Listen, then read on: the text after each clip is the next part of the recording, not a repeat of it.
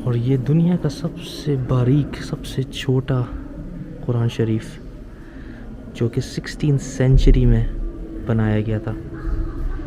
अस्सलाम वालेकुम दोस्तों, उम्मीद करता हूँ आप लोग सब खैरियत से होंगे और उम्मीद करता हूँ कि आपको पिछले व्लॉग्स पसंद आए होंगे। जैसे कि मैंने आपको पिछले व्लॉग में बताया था कि हम जा रहे हैं कोनिया में। तो मेरे पीछे इस वक्त वो आइकॉनिक स्क्वायर है जिसे मौलाना स्क्वायर कहते हैं, जहाँ पे हज़रत मौलाना जलालुद्दीन रूमी का मकबरा है।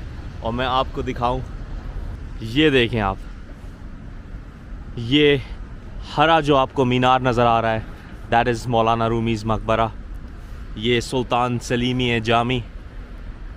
अच्छा, आज जो है क्योंकि बर्फ़ पड़ी हुई आप देख सकते हैं तो बहुत मिस्टी है अभी सुबह सुबह के टाइम पे, but eventually it will get better.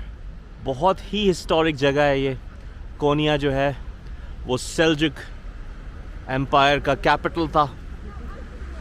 इसकी सिग्निफिकेंस इस्लामिक हिस्ट्री में, इसकी सिग्निफिकेंस टर्किश हिस्ट्री में बहुत ज़्यादा है।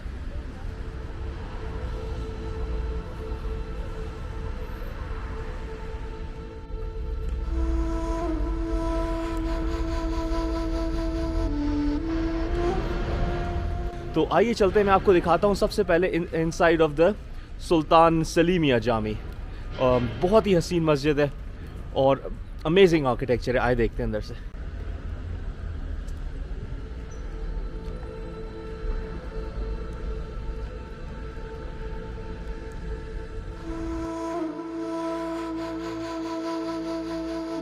ये देखें जी, ये मस्जिद के अंदर आ गए, inside the Sultan Selimiye Jami. बहुत ही ग्रैंड मस्जिद है ये।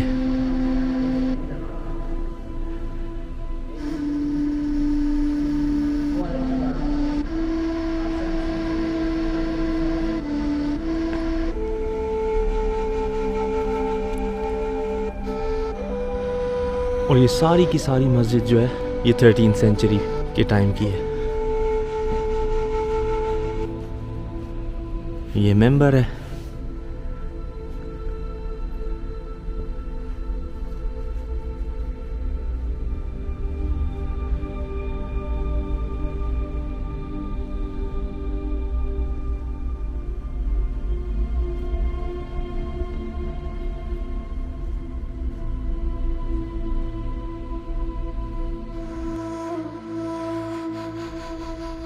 और पुराने वक्तों में ये लेदर के जो हैं वो कवर्स दरवाज़ों पे लगा दिए जाते थे ताकि ठंडी हवा अंदर ना आए।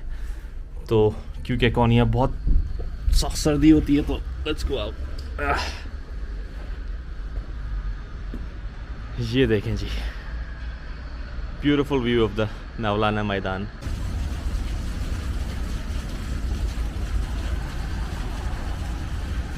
अच्छा दोस्तों, थोड़ी सी मैं आपको हिस्ट्री बताऊं कि यहाँ पे जो सुल्तान थे उस ज़माने में, जो सेल्जुक एम्परर थे, उनका नाम था कैकुबाद, अलाउद्दीन कैकुबाद।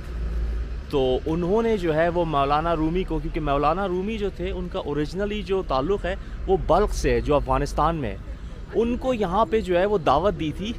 और उनके वालिद, मौलाना रूमी के वालिद को यहाँ पे जो है वो अपना रोज़ गार्डन दिया था तदफीन के लिए, जब उनके वालिद का इंतकाल हुआ था आई गेस 13th सेंचुरी में, 1231 में। तो उस वक्त मौलाना रूमी यहाँ आ गए थे और फिर यहाँ से जो है वो तालीमात का एक सिलसिला शुरू हुआ और यहाँ पे जो है वो बहुत से लोग उनके शागिर्द बने। और जब 1273 में उनका यहाँ पे इंतकाल हुआ तो उन्हीं के शागिर्द ने यहाँ पे उनका मकबरा कायम किया। और यहाँ पे अब लाखों अक़ीदतमंद पूरी दुनिया से आते हैं। और फिर कोनिया जो है वो सूफ़ीज़म का एक समझ लें कि सेंटर पॉइंट बन गया पूरी दुनिया में। तो आप जो वो सूफ़ी दरवेश वर्लिंग डांसेस, जैसे समाह कहते हैं, उर्दू में से कहते हैं समा बन गया, तो वो इंसान वज्द में चला जाता है और बिल्कुल जो है ना वो भूल जाता है हर चीज़ और वो अल्लाह की याद में मशगूल हो जाता है, उसको समा कहते हैं। उसकी भी शुरुआत फिर कोनिया से हुई थी। तो बस अब हम जो है वो दरगाह हज़रत मौलाना रूमी के दरवाज़े पे पहुंच गए हैं, तो मैं आपको दिखाता हूँ अंदर जाते हुए। ये देखें जी,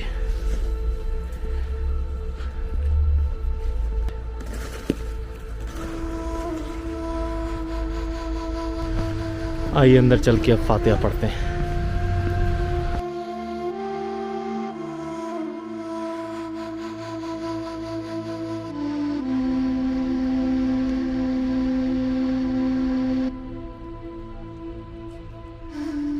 और ये जो है वो सारा कोर्ट यार्ड है मज़ार का। और वो आप देख सकते हैं अंदर मकबरा है, लिखा हुआ है या हज़रत मौलाना।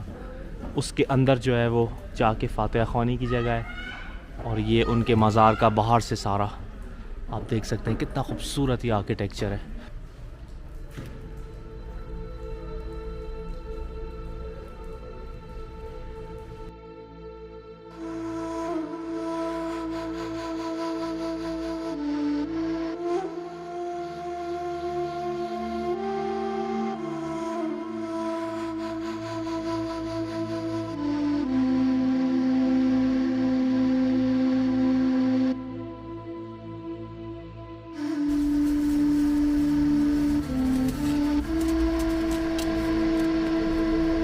चलें जी, बिस्मिल्लाहिर्रहमानिर्रहीम।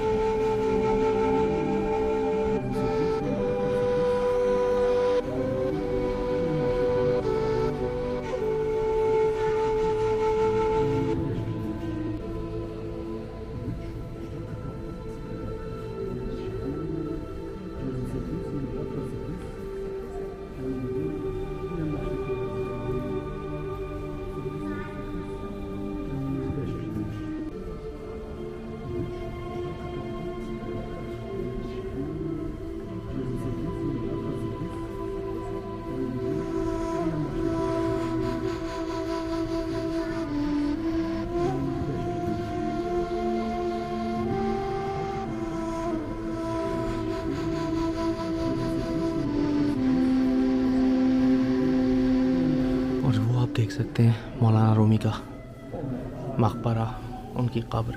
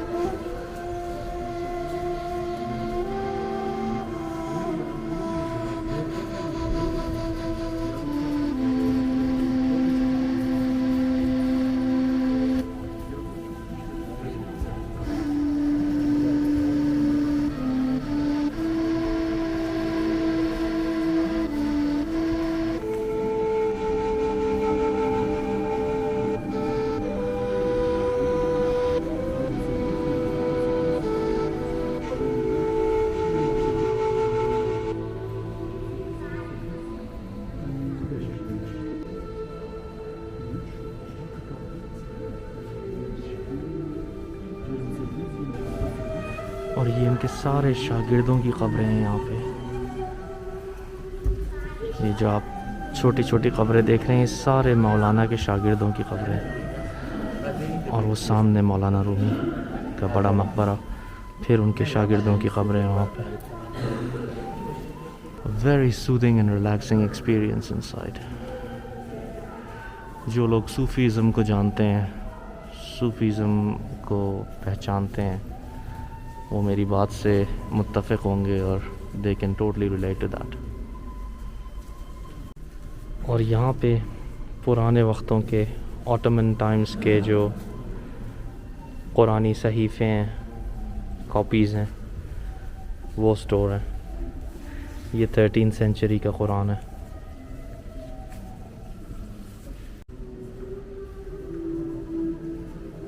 ये 14th सेंचुरी का कुरान शरीफ है। And this is 9th century Quran Sharif.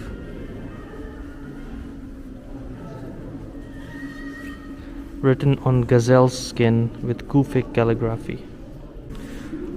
और ये दुनिया का सबसे बारीक, सबसे छोटा कुरान शरीफ, जो कि 16th सेंचुरी में बनाया गया था।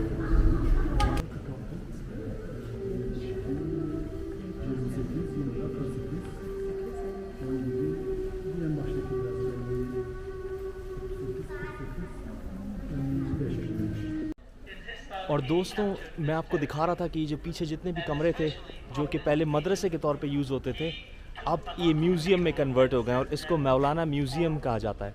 तो आए मैं आपको अंदर से दिखाता हूँ। उस टाइम की क्रॉकरी, कलम, कैलीग्राफिक टूल्स, ये सारे यहाँ पे रखे हुए हैं। ये कलम और दवात का जो कॉन्सेप्ट है, और ये जो है वो मौलाना का ख़ुद का कलम और दवात का केस था। ये उनका पेन देख सकते हैं कि आप, बैम्बू की जो शूट होती है उसको कार्व करके पेन बनाया गया। मौलाना रूमी की जो किताब है मसनवी, that's probably inside. Let's take a look.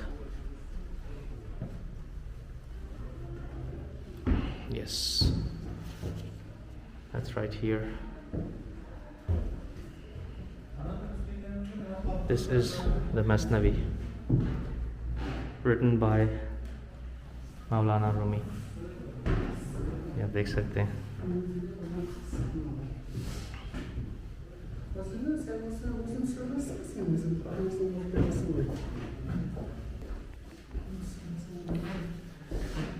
कितनी रिमार्केबल हिस्ट्री है ना friends.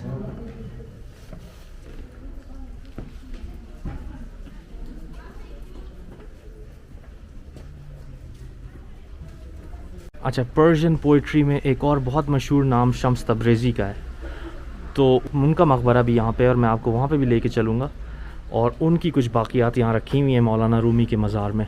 Let's see what they are. तो ये तो एक तो उनकी हैट है शम्स तब्रेज़ी की, जिसे सरपस कहते हैं या हेड गेयर कहते हैं, और ये 13th सेंचुरी का हेड गेयर है। ये उस ज़माने के पोइट्स, जो सूफ़ी पोइट्स थे, वो पहनते थे, और Shams Tabrizi was a very well known Sufi poet. और ये उनका कलाम है शम्स तब्रेज़ी का, मकालात, उनके आर्टिकल्स हैं, उनकी शायरी है, फिक्शन की है। अब ये देखें आप किस तरह से जो है वो स्कॉलर्स या मौलाना या टीचर्स, उनके कमरे होते थे और उनका एक खादिम होता था जो हर वक्त उनकी खिदमत के लिए, जो मदरसे का स्टूडेंट ही होता था लेकिन वो हर वक्त उनकी खिदमत के लिए जो है तैयार रहता था। और ये जो था वो उस टाइम का दस्तरखान जिसे आप कह लें, कि यहाँ बैठ के वो खाना खाते थे। और आप ये देख सकते हैं, ये सूफ़ी सेमा डांस, जिसे व्हिर्लिंग डांस कहते हैं, ये उनका किचन था। कितना खूबसूरत ये डिपिक्ट किया गया है कि नीचे कोयला जल रहा है, और जो दरवेश हैं, सूफ़ी जो हैं, वो यहाँ पे अपना खाना बना रहे हैं, खाना ले रहे हैं। ये उनका अशपज़ है जो कि दरवेश जिसको भेजते थे बाज़ार से शॉपिंग करने के लिए, जो ग्रोसरी वगैरह करता था। ये उनकी मुख्तलिफ़ बर्तन है जिसमें चाय बनती थी, जिसमें खाने बनते थे, जिसमें रोटी, नान और भी जो भी इनके सूप वगैरह होते थे वो बनते थे। ये सारे उसी टाइम के हैं। ये बिल्कुल ओरिजिनल हालत में इन्होंने प्रिजर्व किए हुए। फिर ये देखें आप, यहाँ पे दरवेश समा करते थे, यानी वो वज्द में चले जाते थे जब वो दायरे में घूमते थे।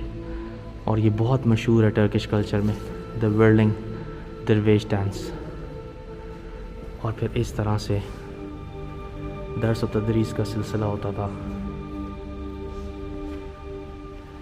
यहाँ पे बैठ के मुख्तलिफ़ डिस्कशंस होती होंगी रिलीजियस टॉपिक्स पे, पॉलिटिकल टॉपिक्स पे। एक खादिम वहाँ पे खड़ा होता था उनके लिए हर वक्त तैयार। This is so amazing friends. मैं मज़ार से बाहर आ गया हूँ और बस अब बिल्डिंग से बाहर निकल रहे हैं, लेकिन it was such a mesmerising experience. यानी आपकी रूह बिल्कुल जो है ना वो सुकून में आ जाती है, probably because of the sanctity of the place. It's just an amazing experience. जब भी आप टर्की आए, कोनिया ज़रूर विज़िट करें। और ये तो अगर कोनिया आके आपने नहीं देखा तो आई गेस अपने टिकट भी ज़ाया किया और टाइम भी ज़ाया किया, but it's such a must see place.